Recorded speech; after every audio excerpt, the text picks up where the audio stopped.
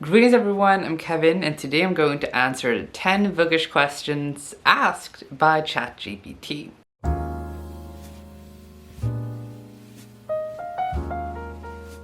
This whole thing started because in school we had this big discussion about Chat-GPT. How are we as teachers going to think with assignments, everything, how is our work affected by ChatGPT? And we've had some fun generating, asking it questions, having it generate text for us, asking it to make poems and songs and just a lot of things. I have a student who asked it to make recipes. So we've had a lot of fun with ChatGPT as a kind of tool, I guess, for creativity. So I decided, hey, why not make it ask me some bookish questions and I can answer them in a video. So these 10 questions were given to me by ChatGPT, and the thumbnail was also prompted by ChatGPT. I asked, how should my thumbnail look? What should the title of the video be? I asked all of these questions. So a lot of it is based or assisted by ChatGPT, one can say. So then we're going to start answering the questions. So the first question that ChatGPT asked me is, what was the last book you read that made you cry? The last book that made me cry is The Brother's Keeper. This was tragic. This book is about two kids, Sora and her younger brother Young-soo. They live in North Korea in the 1950s, and their whole family has decided to travel south to kind of flee North Korea and make it to South Korea. But on their way, they get separated from their parents and the absolute youngest, their baby brother. So Sora has to take care of herself and Young-soo as they make their way to South Korea during a harsh winter and while this kind of war is happening. And there were a lot of trigger warnings for this, like violence, on-page deaths, on-page infant deaths, stuff like that. So there is a lot of sadness going on in this book, so it's the last book that made me cry. It was beautiful, but it was also heartbreaking. The next question is, if you could have a cup of coffee with any fictional character, who would you choose? If I would have a cup of coffee with any fictional character, who would it be? This is a very good question, I feel like, because I have never thought about this. If I would have a cup of coffee with any fictional character, who would I choose? That is a very good question. Okay, the fictional character that I have decided on is a very kind of nerdy thing, I guess, is Medusa from Medusa. I love this book, first of all. If you are a fan of Greek mythology, Hellenism, anything like that, this is really, really good. It does include a rape scene. It's not overly explicit, it's not overly explained or descriptive, but it is there, and it's not kind of glossing over it being a rape scene. It's painful to read. It was very painful to read. It's a very short book, but it took a while to get through it because it was such a difficult book, like a heavy kind of book. But the thing is, I would like to have a coffee with Medusa. First of all, being able to say, hey, I had coffee with Medusa, that's a very cool kind of thing to be able to say that. But the reason why I would like to have coffee with Medusa is because I feel like most people know her as a kind of villain, as a monster, as, a Gorgon. This lady with the snake hair, that it's not a very nice image that a lot of people have of Medusa. When you hear Medusa, a lot of people think monster, kind of. And I would just really like to sit down and talk to her, just chatting with her and spill the tea on Greek gods, or, you know, listen to her side of the story, listen to her, because I don't think a lot of people have done that. I don't think a lot of people, I know that she's like a mythical being, a legend kind of thing, that she's not a real person in that regard, but I feel like not a lot of people listen to her in the old stories, the old legends. So I feel like I would really love to just sit down, talk to her, listen to her, hear what she has to say. And she is one of my favorite, she is probably the favorite legendary Greek mythology person. So I would pick Medusa to sit down and have a coffee, because who wouldn't want to have coffee with a legend? The next question is, what is your favorite classic novel? And here my issue is, are we talking a novel, like a full-length book? Or are we talking any kind of classical literature kind of thing? Because those are two different books. My answer depends on if it's a novel, or if it's a novel, any kind of a work of literature. I think it's a novel, because it does say novel, it's not just classic work. So it has to be a novel, I guess. Otherwise, I would have chosen one of my favorite Shakespeare plays. Antony and Cleopatra is, I love that play a lot. It's one of my absolute favorite plays. I also love, if I would have to go with like classical plays, I would go with Antony and Cleopatra, Coriolanus. I really enjoy Coriolanus as well. Troilus and Cressida. Those are my top 3 Shakespeare plays. Those are plays, so technically they're not classic novels. So I'm gonna give an example of a classic novel that I love. Okay, so there's another thing that I realized is another issue that I have. Define classic. If I would have to pick, I have 3 books that I could answer with, I guess. The book that I consider one of my favorite classics is The House of Manga Street. The thing though is that this was published before I was born by 2 years. So this is 2 years older than me. This was first published in 1994 and I was born in 1996. So this is a modern classic. So it is a classic, but it's a modern classic. It's not that old. It's not even 30. It's turning 30 next year. But so is it a classic is the question. The other book is Hitchhiker's Guide to the Galaxy, which was published at the end of 1970. So it was first published in 1979, I would say, somewhere around that time. So it's also a kind of a classic. I mean, it is considered a science fiction classic, but is it a classic? And the last book that I have is an actual classic, and it's the Iliad. I do really like the Iliad. I actually wrote what is it called?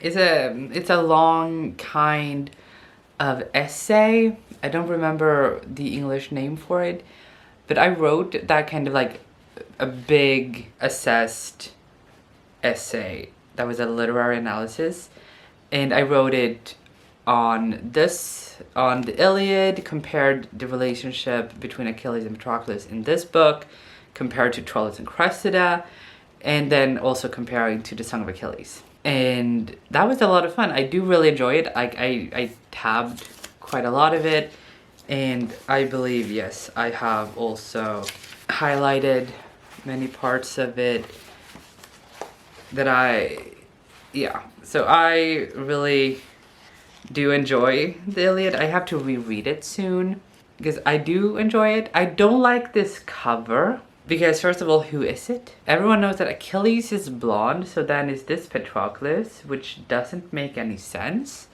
I mean, the only Greek thing about this is the building at the back. So I don't know who that is. I would love to have the Iliad in a different copy, like these pretty, what are they called? These pretty versions were like the pretty classic spine kind of thing, like these really beautiful kind of editions. But I have this, and I do enjoy this book. So this, if I would have to pick the book out of these three that is actually a classic novel, I would pick this. But the other ones are honorary mentions, as my Shakespeare plays are honorary mentions. The fourth question is paperback or hardcover books. And this is a difficult question because one, I prefer hardbacks. I prefer hardbacks because they are easier to hold in a way. Like, I think it's a lot more comfortable and they look a lot prettier. I think having like a hardcover feels more classy in a way. Like, I don't know, it looks stunning on the bookshelf having these, you know, hardcover books, but it is more comfortable reading a paperback. This depends. Reading wise, a paperback, unless it's over 400 pages long. If it's over 400 pages long, I want it as a hardcover because it's easier to read, because I don't have to be stressed about breaking the spine. If it's a very long book, like if we take this book, it's a very long book, and reading this, I have to sit like this because I don't want to break the spine. But for a longer book that is a hardback, I don't really have to worry about that, which is why I prefer reading longer books as hardbacks. But the difficult thing is also that they tend to cost more. Question number 5 is, what book character would you want as a best friend? And I had to think about this for a long time. This was difficult. This was really difficult because a lot of characters you love, but you feel like if I met this person in real life, I would be really annoyed by them, or I wouldn't click with them. I wouldn't want to spend time with them. I love them as a character. I love reading about them, but I don't want to spend time with them in real life. The book character that I chose is Aoki from My Love Mix-Up. I love My Love Mix-Up. This is one of my favorite manga series, one of my favorite romance series. Aoki is this really extroverted, overly theatrical guy, and I relate a lot to him. There are a lot of similarities between him and me, and I feel like me and him would have such a good kind of like relationship. We are so similar in a lot of ways that I feel like we would have a lot of fun together. If he existed and he was my age and not, you know, in high school, a teenager, it would be a lot of fun. Like, if we went to the same school, I feel like we would be great friends. So if I would pick a fictional character who I would want as a best friend, it's Sawaki. Now we're moving on to question 6, which is, what book have you read the most times? And I thought that this was an easy pick because the number one book that I have read, I think 4 or 5 times by now, because I really love this book, and it's The Humans by Matt Haig, which is about this alien who is sent to Earth because a mathematician has solved this huge mathematical problem that proves extraterrestrial life. So aliens exist. He figured out that aliens exist and he can prove it. So this alien is sent to Earth because people on Earth aren't ready to know that aliens exist. So this alien is set there to destroy the evidence. So he has to take the place of this human man. And I love this book because of like the philosophy in it, the big questions, the fact that this alien, the way that he sees humans and the way that he learns about humans and what it means to be human. Like, I love all of those things. So it's been a while since I reread it, but whenever I have to go on a trip, or when I went to live at a hospital a few years back, I brought it and I read it.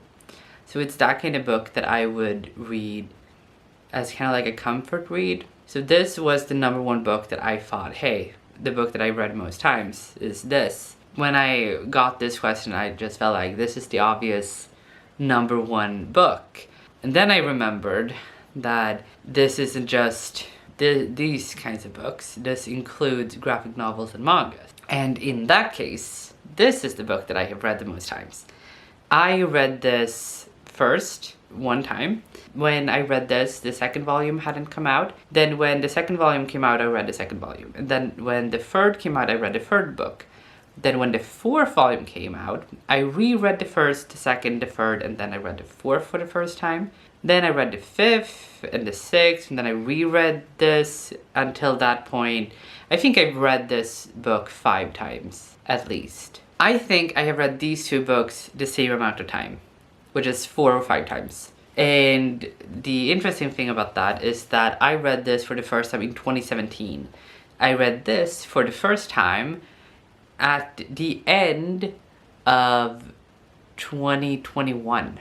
So I've reread this. It's a manga, so it's very short. It doesn't take a long time to read through the entire volume. But these are the 2 books that I have read the most amount of times. So the 7th question is, what is the best book to movie adaptation?